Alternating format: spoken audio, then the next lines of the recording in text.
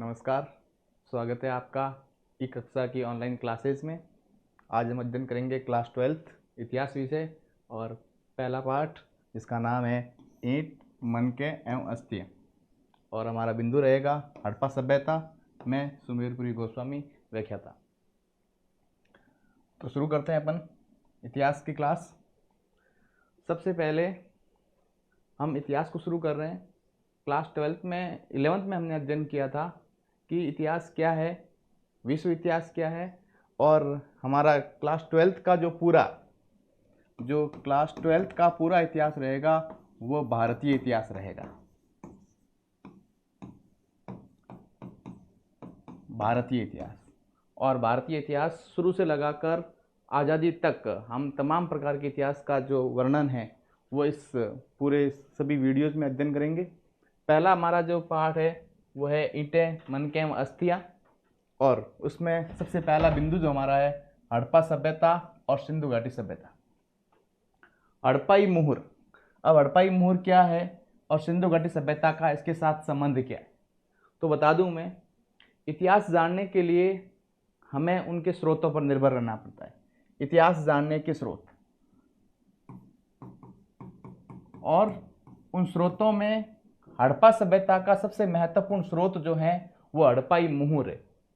ये हड़प्पा सभ्यता की एक विशिष्ट कलाकृति। हड़प्पाई मुहर हड़प्पा सभ्यता की एक विशिष्ट आकृति है। और हम एक चित्र के अंदर देख सकते हैं हड़प्पाई मुहर, एक सरंगी बैल। इस मुहर पर अधिकांशतः जानवरों के चित्र हैं और कुछ लेखन कार्य किया हुआ है। जानवरों के चित्र है, इसके साथ साथ लेखन कार्य किया गया है। और ये जो चित्र में दिख रहा है आपको हड़प्पाई मुहर, एक सरंगी बैल, सर्वाधिक मुहरों पर इस एक सरंगी बैल का अंकन हुआ है, इसलिए इसे हड़प्पाई मुहर को एक विशिष्ट आकृति के रूप में यहाँ पर चित्रित किया गया है। हड़प्पाई मुहर है क्या? यह सिंधु घाटी सभ्यता की सबसे खास चीज है, विशिष्ट कलाकृति है। विशेष ध्यान रखना इस शब्द के बारे में। प्रश्न सीधा आता है कि हड़प्पा सभ्यता की विशिष्ट कलाकृति कौन सी है या विशिष्ट वस्तु कौन सी है, तो विशिष्ट वस्तु मिलेगी हमें हड़प्पाई मुहर। ये सेलखड़ी पत्थर से बनाई गई। सेलखड़ी पत्थर का मतलब होता है चूना पत्थर। चूने पत्थर से ये बनाई गई है विशिष्ट कलाकृति। और इन मुहरों पर सामान्यतः जानवरों के चित्र होते हैं और एक लिपि, भाषा, जिसमें चिन्ह के रूप में लिखा हुआ है। और इस लिपि को आज तक कोई पढ़ नहीं पाया, और पढ़ नहीं पाने के कारण ही हड़प्पा सभ्यता को हम पाक ऐतिहासिक सभ्यता कहते हैं, जहां हमें लिखित साक्ष्य प्राप्त हुए हैं लेकिन अभी तक कोई विद्वान इसको पढ़ नहीं पाया। ये मुहरें यानी जो हड़प्पा सभ्यता के स्रोत जो हैं, ये हमें लोगों के जीवन के बारे में, उनकी संस्कृति के बारे में, उनके व्यापार के बारे में जानकारी प्रदान करती है। यानी हड़प्पा सभ्यता के लोगों की संस्कृति कैसी थी, लोग किस प्रकार से अपना जीवन यापन करते थे, उन तमाम प्रकार की जानकारी प्राप्त करने के स्रोत कौन है? मुहरें। मुहरों के अलावा भी हमें हड़प्पा सभ्यता से विशेष स्रोत प्राप्त हुए, जिसमें आवास है, आभूषण है, मनके हैं। इस प्रकार की बहुत सारी आकृतियां प्राप्त हुई है, जिनसे भी हमें हड़प्पा सभ्यता के लोगों के जीवन, संस्कृति और व्यापार के बारे में जानकारी मिलती है। लेकिन अगर प्रश्न ये बनता है कि सर्वाधिक स्रोत कौन से मिले हैं, तो सर्वाधिक स्रोत हड़प्पाई मुहर हमें यहां से प्राप्त होती है। हड़प्पा के अलावा अन्य पुरातात्विक साक्ष्य कौन कौन से हैं? आवास, आभूषण, मृदभांड, औजार, ये अन्य साक्ष्य हैं जिनसे हमें हड़प्पा सभ्यता की जानकारी प्राप्त होती है कि वहां रहने वाले जो लोग थे वो किस प्रकार रहते थे, उनकी जीवनचर्या क्या थी, उनकी संस्कृति क्या थी, उन तमाम बातों के बारे में हमें जानकारी मिलती है। अब जानकारी कैसे मिलती है? उनके घरों का ढांचा कैसा था, यानी हड़प्पा सभ्यता के जो घर बने हुए हैं वो घर किस प्रकार बने हुए हैं, उनकी जानकारी हमें आवास के माध्यम से मिलती है। वहाँ के लोग किस प्रकार के आभूषण पहनते थे, उनकी जानकारी हमें वहाँ के प्राप्त आभूषणों से प्राप्त होती है। वहाँ के लोग किस प्रकार के बर्तनों का प्रयोग करते थे, उसकी जानकारी हमें समृद्ध से प्राप्त होती है। वहाँ के लोग औजारों का प्रयोग किस प्रकार से कर रहे थे, चाहे वो शिकार के लिए कर रहे थे, चाहे कृषि के लिए कर रहे थे, उनकी जानकारी हमें यहाँ औजारों से प्राप्त होती है। मिट्टी के बर्तन, मृदभांड कैसे दिखते थे, यानी यहाँ वहाँ के लोग जो हैं वो बर्तनों का प्रयोग किस प्रकार कर रहे थे, वो बर्तन दिखते कैसे थे, उसके ऊपर किस प्रकार की कलाकृति की गई थी, वो तमाम प्रकार की जानकारी भी हमें इस पुरातात्विक स्रोतों से प्राप्त होती है। आभूषण, औजार, मुहरें, ये तमाम कैसी चीज़ें होती थी जो हम यहाँ पर इस चित्र के माध्यम से देख सकते हैं कि मिट्टी के बर्तन किस प्रकार से होते थे, वहाँ आभूषण किस प्रकार से मिले हैं, या मुहरें किस प्रकार से मिली है। उन तमाम बातों की जानकारी जो है वो हमें यहाँ से प्राप्त होती है। हड़प्पा सभ्यता के चरण यानी हड़प्पा सभ्यता का कालक्रम क्या था। अलग अलग विद्वान हड़प्पा सभ्यता के कालक्रम को अलग अलग भागों में बांटते हैं। कुछ विद्वान जो हैं वो इसको 3500 से लगाकर 1500 BC का मानते हैं। कुछ विद्वान जो हैं वो मानते हैं कि इसका कालक्रम कोई निश्चित नहीं था। हड़प्पा सभ्यता को मुख्यतः 3 भागों में बांटा गया: प्रारंभिक हड़प्पा, परिपक्व हड़प्पा और उत्तर हड़प्पा। प्रारंभिक हड़प्पा का मतलब था कि हड़प्पा संस्कृति का विकास एकदम नहीं हुआ, अचानक नहीं हुआ। यह पहले से जो संस्कृति थी, चली आ रही थी, उसी संस्कृति का परिपक्व रूप में हड़प्पा के रूप में आया, जिसे प्रारंभिक हड़प्पा कहा गया। और यह सभ्यता का शुरुआती दौर था जो 6000 ईसा पूर्व से 2600 ईसा पूर्व का समय जो था, कालक्रम जो था, वो कालक्रम हमें प्रारंभिक हड़प्पा के तहत आता है। यानी इस दौरान हड़प्पा सभ्यता का विकास हो रहा था, प्रारंभ काल था, वहां पर लोग बस रहे थे, हड़प्पाकालीन संस्कृति का विकास हो रहा था। लेकिन इस विकास का परिपक्व हड़प्पा 2600 से लगाकर 1900 ईसा पूर्व, यानी ये समय जो था ये परिपक्व था। परिपक्वता का मतलब है कि हमें हड़प्पा सभ्यता के बारे में जितनी भी जानकारी मिलती है, हमें हड़प्पा सभ्यता के बारे में जो भी चीज़ें प्राप्त हो रही है, वो अधिकांशतः इस परिपक्व कालीन है। और जितने भी नगर है जिनका विकास हड़प्पा काल में हुआ है, वो सारे नगर इस परिपक्व कालीन हड़प्पा के दौरान विकसित हुए थे। और इसमें शहरीकरण सबसे समृद्ध समय था। हड़प्पा सभ्यता एक नगरीय सभ्यता थी। विशेष ध्यान रखना, हड़प्पा सभ्यता जो है, हड़प्पा सभ्यता एक नगरीय सभ्यता थी, नगरीय सभ्यता थी। ये सबसे महत्वपूर्ण चीज है। और शहरीकरण का सबसे अधिक विकास जो है वह परिपक्व हड़प्पा काल के दौरान होता है। परिपक्व हड़प्पा काल वह समय था जब हड़प्पा सभ्यता का अपने विकास जो है वो अपने चरमोत्कर्ष पर था। और उसके बाद धीरे धीरे हड़प्पा सभ्यता का पतन, जिसे उत्तर हड़प्पा कहते हैं, 1900 ईसा पूर्व से लगाकर 1300 ईसा पूर्व का जो समय था, इस समय हड़प्पा सभ्यता का पतन हुआ। और धीरे धीरे हड़प्पा सभ्यता का पतन हुआ। पतन के कारण क्या थे, आगे की वीडियो में चर्चा करेंगे कारणों के बारे में, जिसमें सबसे महत्वपूर्ण कारण जो माना जाता है वो माना जाता है सूखा या अकाल। कुछ विद्वान बाढ़ के कारण कहते हैं, कुछ विद्वान भूकंप के कारण कहते हैं। तो अलग अलग विद्वानों द्वारा अलग अलग तर्क दिए गए हड़प्पा सभ्यता के पतन के लिए। तो हड़प्पा सभ्यता के 3 चरण थे, ध्यान रखना: प्रारंभिक चरण, परिपक्व चरण और उत्तर हड़प्पा। प्रारंभिक हड़प्पा, परिपक्व हड़प्पा, उत्तर हड़प्पा। और इसका कालक्रम ध्यान रखना, 6000 ईसा पूर्व से 2600 ईसा पूर्व प्रारंभिक हड़प्पा का कालक्रम था। 2600 से 1900 ईसा पूर्व शहरीकरण का समृद्ध काल परिपक्व का कालक्रम था। और उत्तर हड़प्पा 1900 से लगाकर 1300 BC के मध्य था। और हड़प्पा सभ्यता एक नगरीय सभ्यता थी। विशेष ध्यान रखना इस बात का। अब इसका नाम हड़प्पा सभ्यता क्यों रखा गया? मुख्यतः हमें हड़प्पा सभ्यता के 3 नाम मिलते हैं। एक नाम मिलता है इसका हड़प्पा सभ्यता,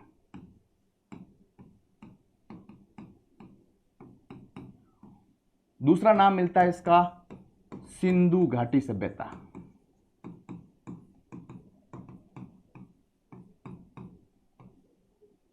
और तीसरा नाम मिलता है सिंधु सरस्वती सभ्यता।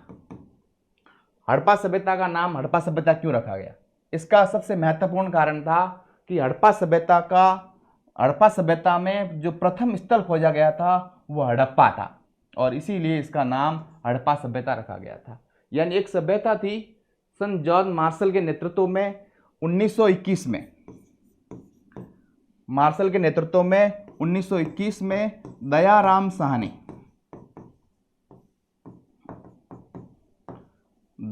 साहनी ने सर्वप्रथम इस हड़प्पा नामक स्थल की खोज की, और इसीलिए इस सभ्यता का नामकरण भी किसके नाम पर रखा गया? हड़प्पा सभ्यता रखा गया था। हड़प्पा वर्तमान पाकिस्तान के अंदर स्थित है, ध्यान रखना। हड़प्पा वर्तमान पाकिस्तान के अंदर स्थित है।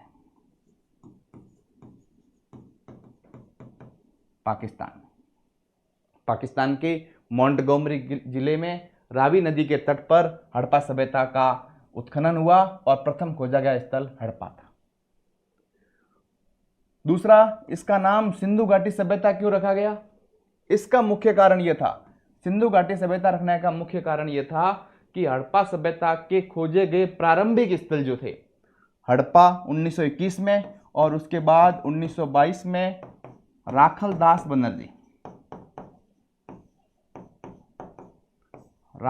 बनर्जी ने हड़प्पा सभ्यता का दूसरा स्थल मोहनजोदड़ो 1922 में हड़प्पा सभ्यता का दूसरा स्थल मोहनजोदड़ो सिंधु नदी के तट पर, लरकाना पाकिस्तान, सिंधु नदी के तट पर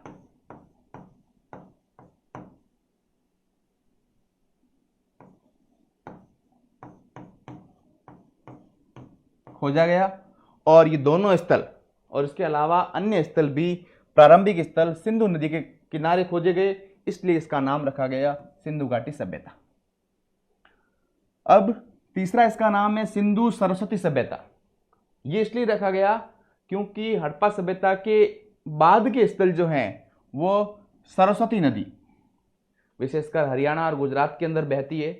इस सरस्वती नदी के किनारे या इस नदी की घाटी में बाद के स्थल ज्यादा खोजे गए, इसलिए इसका नाम रखा गया सिंधु सरस्वती सभ्यता। तो हड़प्पा सभ्यता जिसके 3 नाम है, मुख्यतः ध्यान रखना, हड़प्पा सभ्यता, सिंधु घाटी सभ्यता और सिंधु सरस्वती सभ्यता। क्यों रखे गए ये हमने देख लिया। हड़प्पा सभ्यता का नाम हड़प्पा सभ्यता क्यों रखा गया? इसका कारण था कि इसका खोजा गया प्रथम स्थल जो था वो हड़प्पा नाम था, इसीलिए इस सभ्यता का नाम भी रखा गया हड़प्पा सभ्यता। इसके अवशेष कहां से मिले? मुख्यतः 3 देश। अगर हम बात करें देशों की तो भारत, पाकिस्तान और अफगानिस्तान।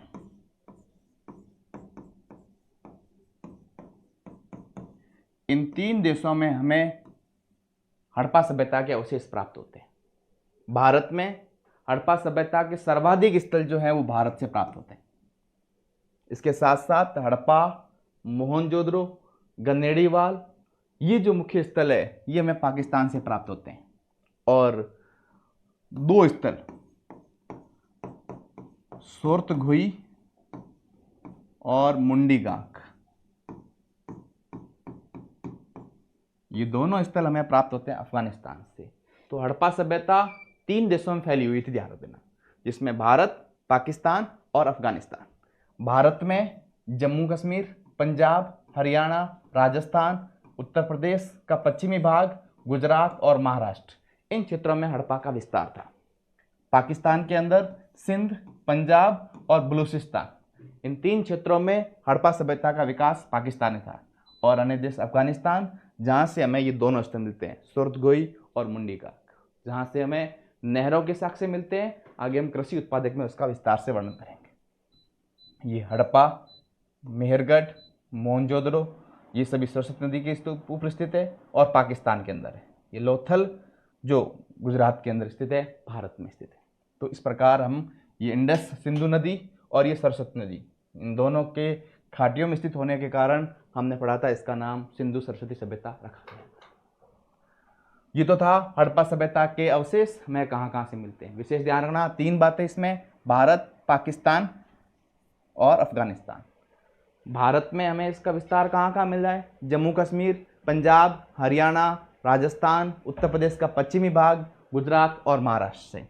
और पाकिस्तान में सिंध प्रांत, पंजाब और बलूचिस्तान, वहाँ से हमें इसका विस्तार प्राप्त होता है। और अफगानिस्तान से 2 स्थल मिलते हैं, सोरतगुई और मुंडीगांक, जहाँ से हमें हड़प्पा सभ्यता की जानकारी प्राप्त होती है।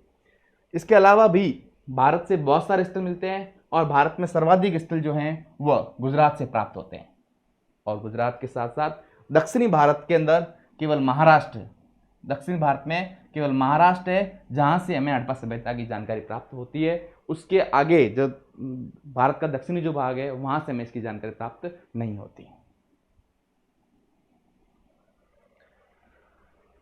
सभ्यता के स्थल कहाँ कहाँ मिले हैं ये मानचित्र के अंदर हम देख सकते हैं।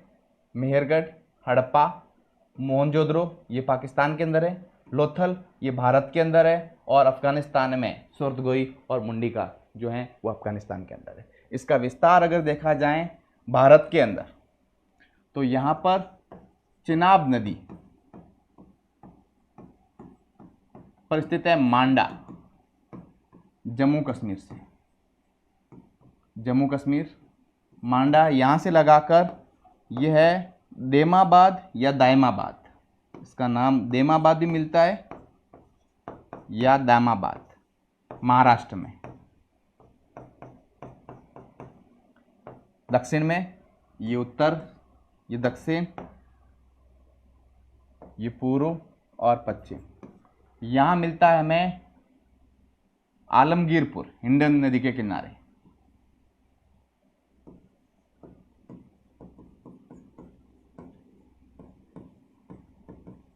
आलमगीरपुर हिंडन नदी के किनारे उत्तर प्रदेश में। और यहाँ पर है सुरकोटड़ा गुजरात, सुरकोटड़ा गुजरात तक। यहाँ इसका हमें विस्तार प्राप्त जो है वो भारत के अंदर होता है। हड़प्पा की प्रमुख वस्तुएं, यानी हड़प्पा सभ्यता से हमें कौन कौन सी वस्तुएं प्राप्त हुई है। हमने पढ़ा था मिट्टी के बर्तन जिसे मृद भांड कहा गया, विशेष ध्यान रखना मृद भांड। अगर प्रश्न बनता है कि हड़प्पा सभ्यता की विशिष्ट पुरा वस्तु कौन सी थी तो उत्तर हो जाएगा मुहरें। और हड़प्पा सभ्यता से हमें अन्य कौन सी वस्तुएं प्राप्त हुई है तो इसमें मिट्टी के बर्तन, मृद भांड बड़ी मात्रा में प्राप्त हुए हैं, और उन मृद भांडों के माध्यम से वस्तुओं को एकत्र करना, पकाने का कार्य, ये सब कार्य किया जा रहा था।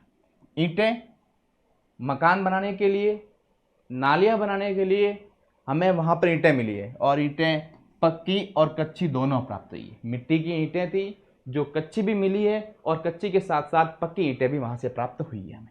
मुहरें जिनका वर्णन हम पहले कर चुके हैं, इसके साथ साथ बाट, बाट का मतलब था माप तोल प्रणाली के लिए, माप तोल प्रणाली के लिए वहाँ पर हमें सेलखड़ी से और सेलखड़ी के साथ साथ अन्य पत्थर से बने हुए कुछ बाट प्राप्त हुए हैं, जिनकी जानकारी भी हमें यहाँ से प्राप्त होती है। और इसके साथ साथ मोती, तांबे और कांसे की वस्तुएं मिली है, टेरिकोटा, खिलौने और मूर्तियाँ, ये सारी वस्तुएं हमें हड़प्पा से प्राप्त होती है। तो प्रश्न आए कि हड़प्पा से हमें कौन कौन सी वस्तुएं मिली है, तो तमाम प्रकार की वस्तुएं, मिट्टी के बर्तन, ईंटें, मुहरें, मोती, तांबे, कांसे की वस्तुएं, धातुओं की सारी वस्तुएं, पत्थर से बनी हुई वस्तुएं और खिलौने और टेरिकोटा की मूर्तियां भी हमें यहाँ से प्राप्त होती हैं। ये इनके चित्र हम देख सकते हैं, मिट्टी के बने हुए मर्दभांड या अन्य चित्र जो हैं वो ये मापतोल जो बाट थे चर्ट नामक पत्थर से बनाए जाते थे। ध्यान रख देना, नापतोल में जो बाट जो प्रयोग में लाए गए हैं, ये बाट चर्ट एक पत्थर होता था, इस चर्ट नामक पत्थर के बनाए जाते थे।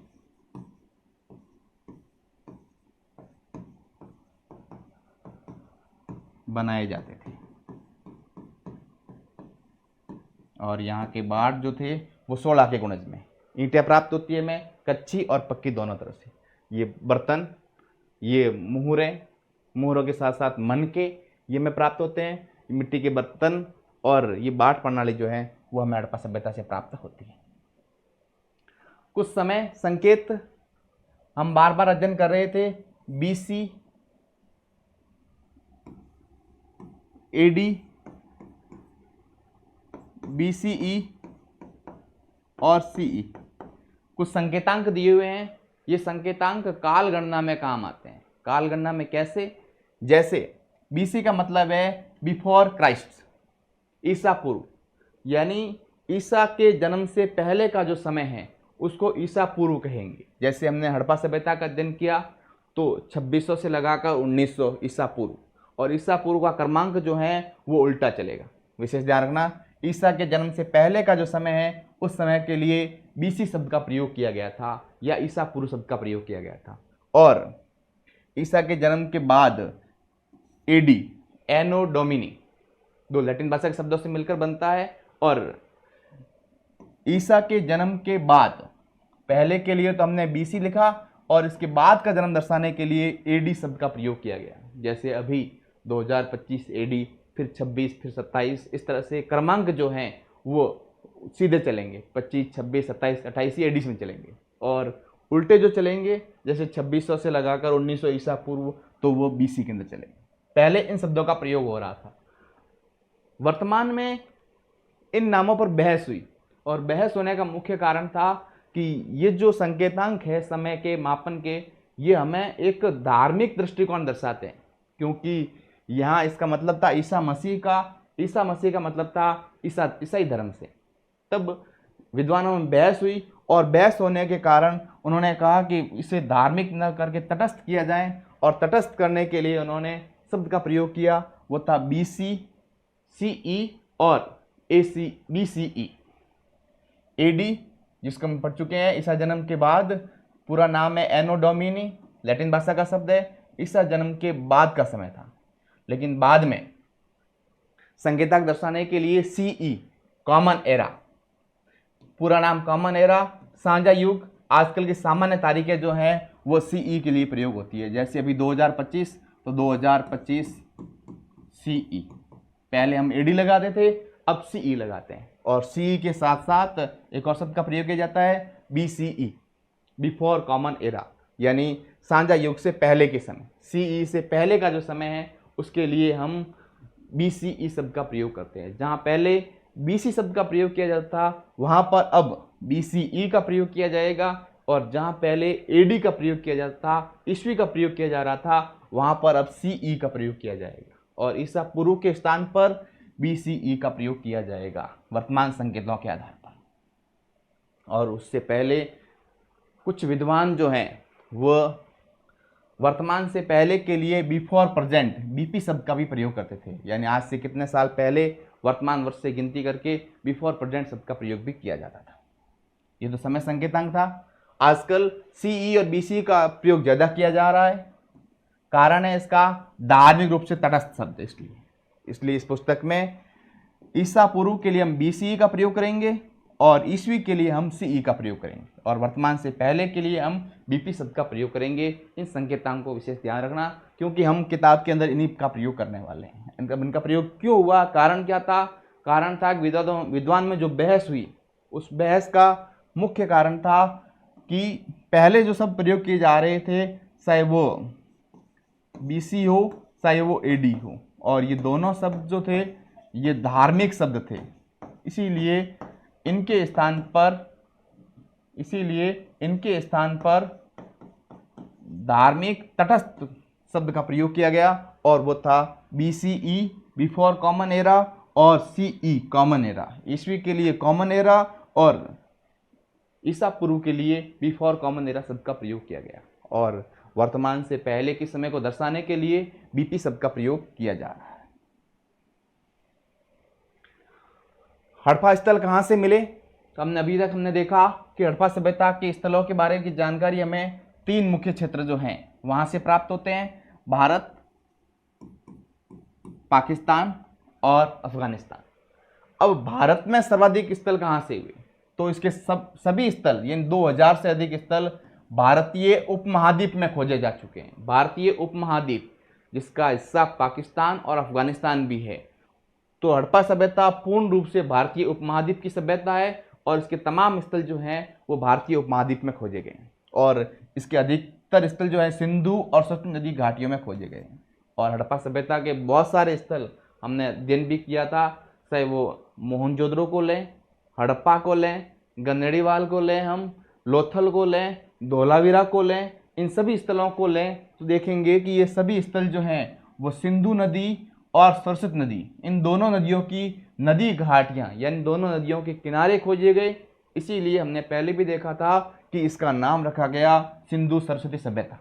इसलिए रखा गया क्योंकि दोनों नदियों की घाटियों में इसके सर्वाधिक स्थल खोजे गए थे। लगभग 2/3 स्थल जो हैं वो सरस्वती नदी बेसिन में स्थित है, इसलिए इस क्षेत्र के महत्व को दर्शाता है और महत्व को दर्शाने के लिए ही इसका नाम सिंधु सरस्वती सभ्यता रखा गया था। हड़प्पा सभ्यता के 5 बड़े शहर जो हैं, सबसे बड़ा शहर है राखीगढ़ी। विशेष ध्यान रखना, राखीगढ़ी भारत के अंदर हरियाणा के अंदर स्थित है। राखीगढ़ी बस्ती जो है ये हरियाणा के अंदर स्थित है। राखीगढ़ी बनावली दोनों हरियाणा के अंदर स्थित है। मोहनजोदड़ो हड़प्पा, मोहनजोदड़ो हड़प्पा ये दोनों बस्तियां हैं पाकिस्तान के अंदर, दोनों हैं पाकिस्तान में। इसलिए स्वतंत्र भारत के बाद जो ये मैप तैयार किया गया इसमें इनका उल्लेख नहीं मिलेगा। क्यों नहीं मिलेगा? कारण यही है कि वर्तमान में मोहनजोदड़ो, हड़प्पा, गनेड़ीवाल ये तीनों क्षेत्र जो हैं, ये तीनों क्षेत्र पाकिस्तान के अंदर स्थित है। और धोलावीरा गुजरात के अंदर, धोलावीरा, लोथल, रंगपुर ये गुजरात के अंदर स्थित है। तो हड़प्पा सभ्यता के 5 प्रमुख नगरों की बात करें तो 5 में से 3 नगर जो हैं वर्तमान पाकिस्तान के अंदर है और 2 नगर राखीगढ़ी और धोलावीरा दोनों भारत के अंदर है। राखीगढ़ी हरियाणा के अंदर है और धोलावीरा जो है वो वर्तमान गुजरात के अंदर स्थित है। अन्य बस्तियां, इनके अलावा यानी हड़प्पा सभ्यता एक नगरीय सभ्यता थी या शहरी सभ्यता थी और इन शहरी सभ्यता में कुछ हमें कृषि गांव भी मिलते हैं, बंदरगाह भी मिलते हैं, विनिर्माण केंद्र भी मिलते हैं और क्षेत्रीय केंद्र भी मिलते हैं। यानी शहरीकरण थे, लेकिन इन शहरीकरण के साथ साथ या में कृषि गांव मिलते हैं। कृषि गांव का मतलब है हड़प्पा सभ्यता का प्रधान कार्य जो था वो कृषि एवं पशुपालन था। तो हमें कुछ कृषि गांव भी मिलते हैं, इसके साथ साथ हमें कुछ बंदरगाह भी मिलते हैं। जैसे उदाहरण लेंगे हम लोथल बंदरगाह, गुजरात के अंदर भोगवा नदी के तट पर लोथल जो क्षेत्र है ये बंदरगाह के रूप में था। इसके साथ साथ विनिर्माण केंद्र भी प्राप्त होते हैं। चनूदड़ो है, लोथल है, मोहनजोदड़ो है, हड़प्पा है, ये हमें विनिर्माण केंद्र है। विनिर्माण केंद्र का मतलब था जहां पर नई नई वस्तुएं बनाई जा रही थी, चाहे वो मनके हो, मूरे हो, इनका निर्माण किया जा रहा था, इसे विनिर्माण कहेंगे। और कुछ क्षेत्रीय केंद्र के रूप में भी हमें वहां पर स्थापित बस्तियां जो हैं वो प्राप्त होती है। आरंभिक संस्कृतियां, यानी हम पहले ही पढ़ चुके हैं कि हड़प्पा सभ्यता की जो प्रारंभिक काल था जिसे हम आरंभिक हड़प्पा कहेंगे, आरंभिक हड़प्पा या प्रारंभिक हड़प्पा कहेंगे। इसमें हड़प्पा सभ्यता से पहले कुछ संस्कृतियां वहां पहले से विद्यमान थी।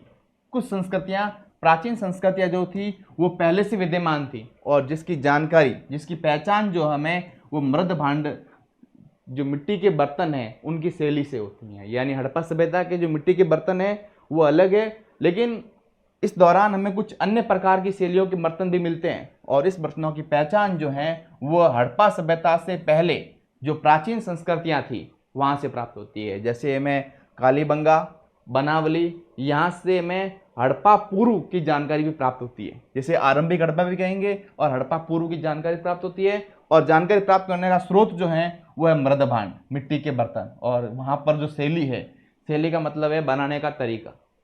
किसी पर लाल रंग के, कुछ के ऊपर जो लेप, मिट्टी का लेप किया हुआ है, कुछ के ऊपर लेप करके लाइनें खींची गई है। तो इस प्रकार की जो शैलियाँ हैं उससे पता चलता है कि हड़प्पा सभ्यता से पहले भी यहाँ कोई सभ्यता विद्यमान थी, लेकिन उसका विकास जो है वो हड़प्पा के रूप में हुआ। आरंभिक संस्कृतियों में हमें कृषि, पशुपालन और शिल्प कार्य के साक्ष्य मिलते हैं। यानी आरंभिक जो हड़प्पा सभ्यता थी वहां से हमें कृषि, पशुपालन और शिल्प कार्य में विशेषतः यहाँ पर मन के निर्माण,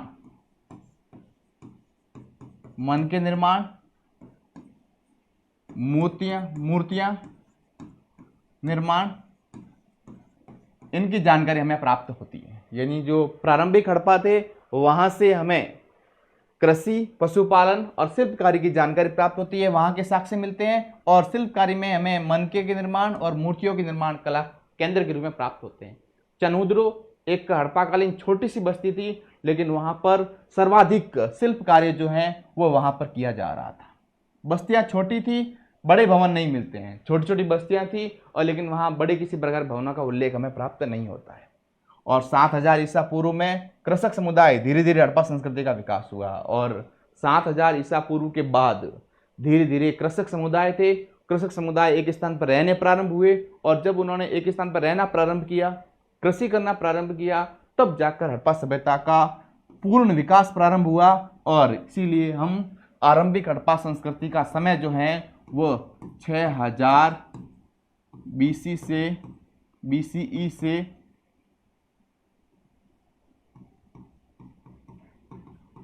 2600 BCE मानते हैं। इसलिए मानते हैं क्योंकि इस दौरान आरंभिक हड़प्पा का विकास हुआ था, और आरंभिक हड़प्पा में कृषि, पशुपालन, शिल्पकारी, इन सब का विकास हुआ, और कृषक बस्तियां जो थी वो एक स्थान पर रहनी प्रारंभ हुई और हड़प्पा संस्कृति के विकास में अपना महत्वपूर्ण योगदान दिया। अब आता है हड़प्पा सभ्यता के निर्वाह के तरीके। निर्वाह का मतलब होता है भोजन प्राप्त करना, यानी वहाँ के जो लोग रह रहे थे उन लोगों का जीवन निर्वाह कैसे होता था, वे भोजन किस प्रकार से प्राप्त करते थे। तो वहाँ पर हमें भोजन प्राप्त करने के दो तरीके प्राप्त होते हैं कि हड़प्पा सभ्यता के लोग एक तो शाकाहारी भी थे, और शाकाहारी के साथ साथ वहाँ के लोग मांसाहारी भी थे। इसकी जानकारी कहाँ से मिलती है? तो हड़प्पा सभ्यता से जो हमें साक्ष्य प्राप्त होते हैं, उन साक्ष्य से पता चलता है कि हड़प्पा सभ्यता के लोग शाकाहारी भी थे और मांसाहारी भी थे। शाकाहारी का मतलब था वनस्पति स्रोत, यानी वे अपना भोजन जो वनस्पति है, पेड़ पौधे हैं, उनसे प्राप्त कर रहे थे, और विशेषतः कृषि कार्य के दौरान उनके द्वारा अलग अलग प्रकार की फसलें उगाई जा रही थी, और उन फसलों से वे लोग अपना जीवन यापन कर रहे थे। वनस्पतिक स्रोत में यहाँ के लोग पेड़ पौधों से मिलने वाले अन्न और बीज खाते थे। अन्न और बीज में विशेषतः हमें वहाँ पर गेहूँ हैं, बाजरे के साक्ष्य भी प्राप्त हुए हैं। गेहूँ, जौ, सफ़ेद चना, तिल, इन सब के साक्ष्य प्राप्त हुए हैं। यानी बीज में हमें गेहूँ, जौ, सफ़ेद चना, दाल और तिल, इनके साक्ष्य प्राप्त होते हैं। और बाद में रंगपुर क्षेत्र जो है वहाँ से हमें बाजरे के साक्ष्य भी मिलते हैं। इसका मतलब है कि यहाँ के लोग इन बीजों का सेवन खाने के लिए करते थे, जिसे हम शाकाहारी कहेंगे। और पूरा वनस्पति विज्ञ, इन बीजों का अध्ययन करने वाले जो विद्वान थे उन्हें पूरा वनस्पति विद्व का नाम दिया गया था, यानी जो लोग इन बीजों का अध्ययन कर रहे थे। तो हड़प्पा सभ्यता के लोग शाकाहारी थे। इस कथन की पुष्टि में कहाँ से होती है? इस कथन की पुष्टि होती है कि हड़प्पा सभ्यता के लोग, क्योंकि वहाँ पर हमें इन सब के बीज मिले, और ये बीज जले हुए साक्ष्य प्राप्त हुए हैं। जले हुए साक्ष्य का मतलब था कि ये लोग, हड़प्पा सभ्यता के लोग, इन बीजों को गर्म करके या पकाकर खाते थे, और इसलिए हमें यहाँ पर इनके साक्ष्य प्राप्त होते हैं। वनस्पति स्रोत, इसके साथ साथ प्राणी स्रोत। वनस्पति के साथ साथ जो प्राणी स्रोत है उसमें, इसके साथ साथ हमें वहां पर, तो हमें भोजन के स्रोत पढ़ रहे थे हम। प्राणी स्रोत, प्राणी स्रोत का मतलब ये हुआ कि वहां के लोग शाकाहारी तो थे, लेकिन शाकाहारी के साथ साथ मांसाहारी भी थे, जिसकी जानकारी हमें वहाँ से प्राप्त होती है। जानकारी कैसे प्राप्त होती है?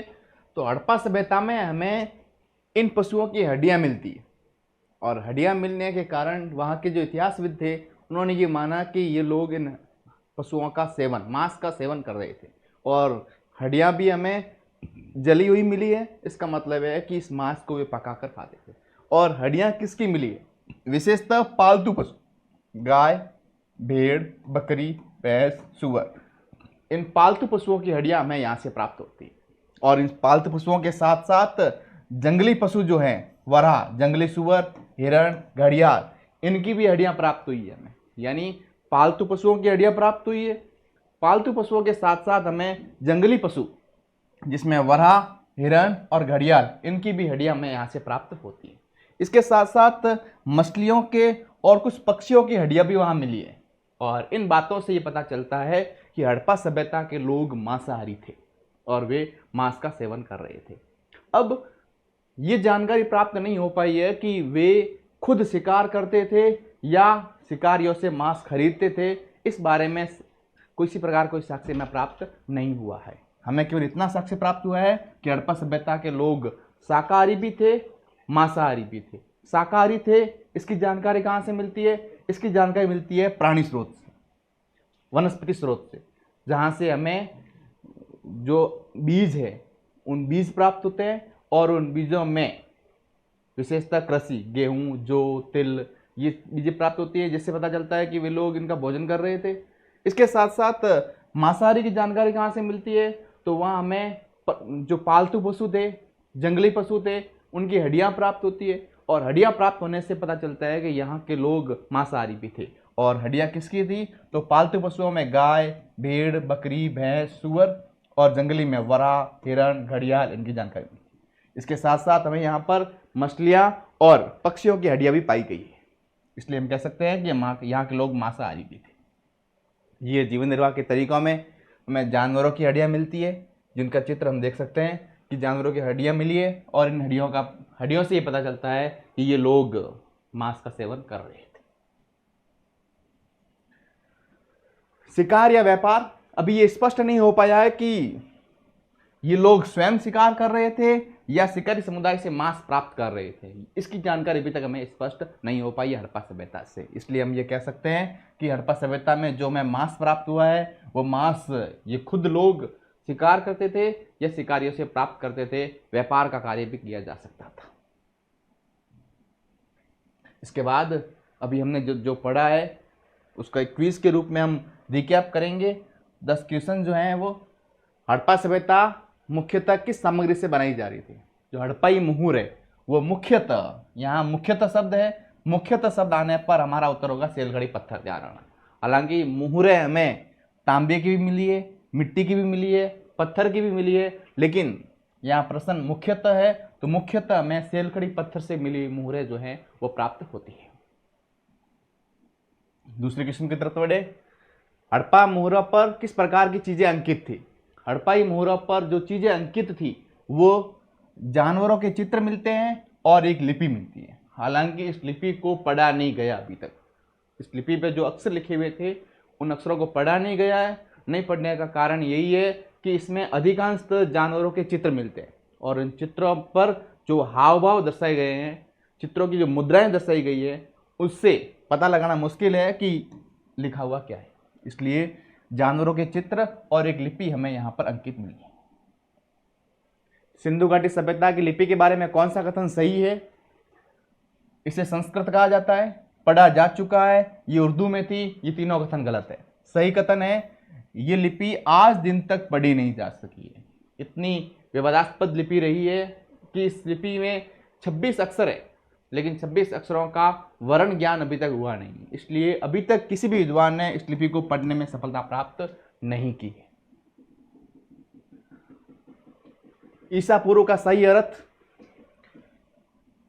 ईपू, ईसा पूर्व हमने पढ़ा था, जिसे हम इंग्लिश के अंदर पहले बीसी बोलते थे, बिफोर क्राइस्ट। ईसा जन्म से पूर्व का जो समय है उस समय के लिए ईसा पूर्व शब्द का प्रयोग किया गया और बाद के लिए ईस्वी शब्द का प्रयोग किया गया। सीई का पूरा नाम, सीई हमने देखा था संकेतांक में कि पहले बीसी और एडी शब्द का प्रयोग हो रहा था संकेतक दर्शाने के लिए, लेकिन वर्तमान के अंदर सीई का मतलब होता है कॉमन एरा, यानी जो समय है, वर्तमान का जो समय है, इस समय को दर्शाने के लिए वर्तमान में सीई शब्द का संकेतक के रूप में प्रयोग किया जाता है। जैसे कॉमन एरा सांझा समय को दर्शाने के लिए, और सांझा समय से पहले के समय को दर्शाने के लिए हम करते हैं BCE, बिफोर कॉमन एरा शब्द का प्रयोग। हड़प्पा सभ्यता का नाम हड़प्पा क्यों रखा गया? हमने पहले भी पढ़ा था, हड़प्पा सभ्यता का नाम हड़प्पा क्यों रखा गया? इसीलिए रखा गया क्योंकि हड़प्पा सभ्यता द्वारा खोजा गया प्रथम स्थल हड़प्पा था, इसलिए हड़प्पा सभ्यता का नाम हड़प्पा रखा गया और ये स्थल पाकिस्तान में है वर्तमान में। क्योंकि इसकी खोज 1921 में हुई और 1921 में भारत और पाकिस्तान दोनों एक ही थे। 1947 में जब पाकिस्तान अलग हुआ तब ये हड़प्पा स्थल पाकिस्तान के अंदर चला गया था। सिंधु घाटी सभ्यता का परिपक्व काल कौन सा था? सिंधु घाटी सभ्यता के 3 काल हमने देखे, हड़प्पा सभ्यता कहें या सिंधु घाटी सभ्यता कहें, 3 काल, आरंभिक हड़प्पा, परिपक्व हड़प्पा और उत्तर हड़प्पा। आरंभिक हड़प्पा का जो समय था वो था 6000 से 2600 BC। ये समय था आरंभिक हड़प्पा या प्रारंभिक हड़प्पा। 2600 से 1900 ये जो समय था, ये समय था परिपक्व हड़प्पा। और 1900 से 1300 ईसा पूर्व ये समय जो था ये था उत्तर हड़प्पा। इसलिए हमारा उत्तर सही ये है, परिपक्व हड़प्पा का काल।